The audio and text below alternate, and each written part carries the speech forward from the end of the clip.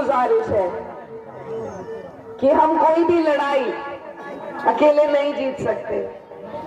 हमें लोगों को साथ जोड़ने की जरूरत है। अमन पसंद लोग जो इस देश में आज तक जीते आए, रहते आए, वो जब तक इकट्ठे नहीं होंगे ये नफरत के बीज इसी तरह बोते रहेंगे। ये सिर्फ आपकी अकेलों की लड़ाई नहीं है, पूरे देश की और संविधान को बचाने की, अपनी गंगा जमुनी तहजीब भाईचारे को बचाने की लड़ाई है।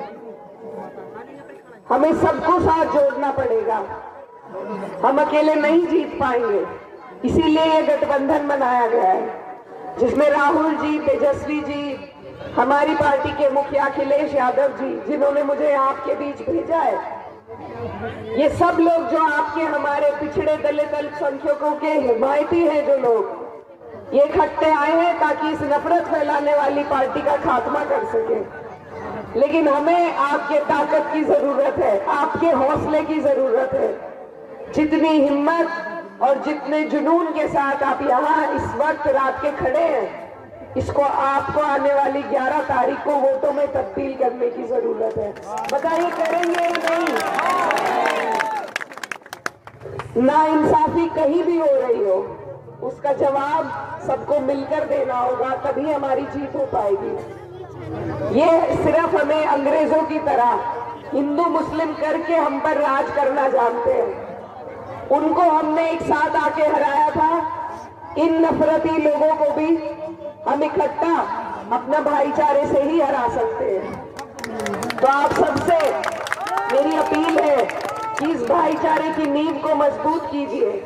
ये कंधा पर खड़े हुए वो हमारे हिंदू भाई थे। ये इस देश की खूबसूरती है, इस देश की खूबसूरती को तोड़ रही है भाजपा, और उसका जवाब उसे ताकत से बाहर करके ही दिया जा सकता है। तो आपको हमें सबको मिलकर इस बात को ध्यान रखना है।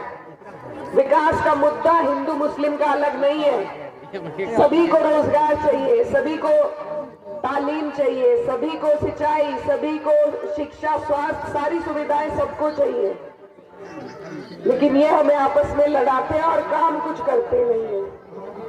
आज तेजस्वी जी की एक रैली में मैं उनके साथ थी। उन्होंने महिलाओं को आने वाली कौन सी तारीख, जनवरी, 14 जनवरी को 30,000 रुपए महिलाओं के अकाउंट में सीधा देने का काम किया है। अगर आप उन्हें ताकत देंगे तो जनवरी की 14 तारीख को मेरी जो बहनें यहाँ पर खड़ी हैं, उनके अकाउंट में सीधे 30,000 रुपए आएंगे। इससे बड़ी क्या बात हो सकती है? उन्होंने सबको नौकरी देने का वादा किया है, और ये वादे झूठे नहीं है। जो थोड़ा सा वक्त उन्हें मिला था उसमें उन्होंने 3.5 लाख से ऊपर के जो सरकारी पद थे उनकी भर्ती जारी कर दी थी। लेकिन फिर ये भाजपा वाले बीच में आ गए। तो इस रोडे को हमें बीच से हटाना है, मिलकर हटाना है। हटाएंगे या नहीं? मैं बहुत दूर से आपके बीच सिर्फ ये आस और उम्मीद से आई हूँ कि आप लोग इस भाजपा को वो जवाब देंगे जिसका हम इंतजार कर रहे हैं। बताइए देंगे या नहीं? यूपी वाले बहुत परेशान हैं, उनकी परेशानी लेकर आपके बीच आई हूँ कि आप बदला हमारा जरूर लेंगे। तो अपना एक एक वोट उस बदले के लिए आने वाली 11 तारीख है और लालटेन का आपका निशान है। इनको अपने ऊपर मत काबिज होने दीजिए।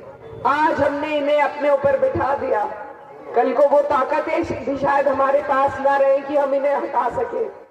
आप पे SIR जो लगाया जा रहा है, ये इसका सबसे बड़ा सबूत है कि आज अपनी शिनाख्ती के आपको सबूत देने पड़ रहे हैं कि आप इस मिट्टी के हैं, कि आपके बड़े बुजुर्ग इस मिट्टी में दफन है।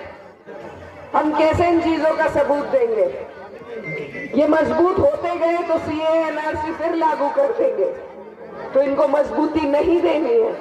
हम एक दूसरे की ढाल बनेंगे।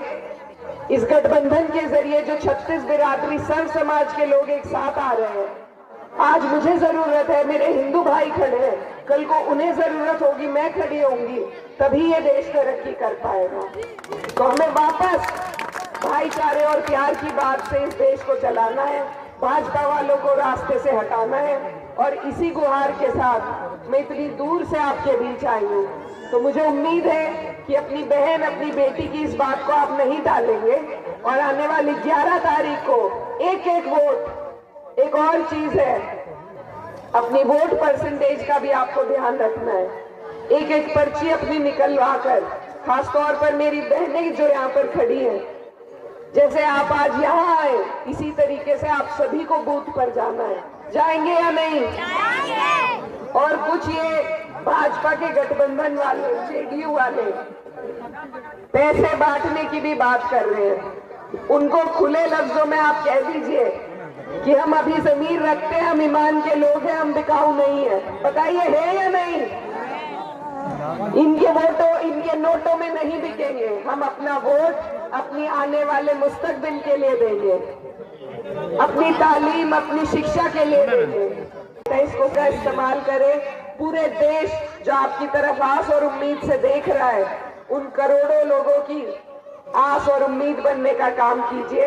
मैं यही पैगाम लेकर आपके बीच आई थी। आप सभी का बहुत बहुत शुक्रिया और आपसे दुआओं की दरख्वास्त है। अल्लाह हाफ़िज़।